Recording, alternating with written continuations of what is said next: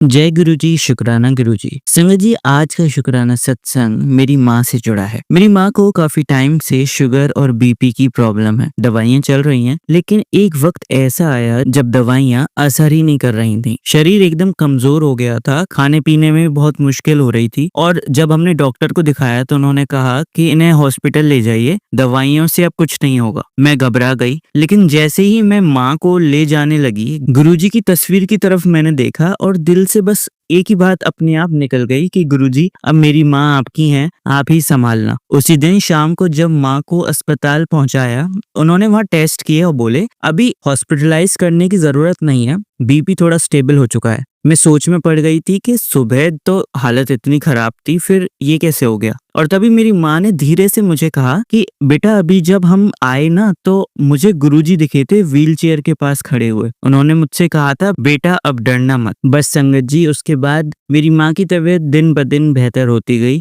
Doctor भी हैरान थे कि बिना इंजेक्शन, बिना किसी नई दवा के उनका शरीर खुद इतना अच्छा रिस्पॉन्ड कैसे कर रहा है। एक उपाय भी गुरुजी ने मुझे मैसेज के थ्रू बताया था, मैं आप सबको बताती हूँ। हर रात सोने से पहले मैंने अपनी माँ के तकिए के पास एक छोटा सा गुरुजी का स्वरूप रखा था और बस एक ही बात कही थी कि गुरुजी, मेरी माँ बस आपकी हैं, आप बस उन्हें ठीक कर दो, मुझे कुछ और नहीं चाहिए। गुरुजी सब सुनते हैं संगत जी, कभी डॉक्टर बनकर, कभी बेटे बनकर और कभी सिर्फ ध्यान बनकर हमारे पास रहते हैं। आज मेरी माँ फिर से रसोई जाती हैं और मुझे पानी की बोतल भरने के लिए डांटती भी बहुत है, पर मैं चुपचाप मुस्कुराकर बस गुरुजी को थैंक यू बोलती हूँ। अब मैं अपने इस शुक्राने सत्संग को यहीं विराम देती हूँ। ओम नमः शिवाय, शिव जी सदा सहाय। ओम नमः शिवाय, गुरुजी सदा सहाय। लव यू गुरुजी, शुक्राना गुरुजी।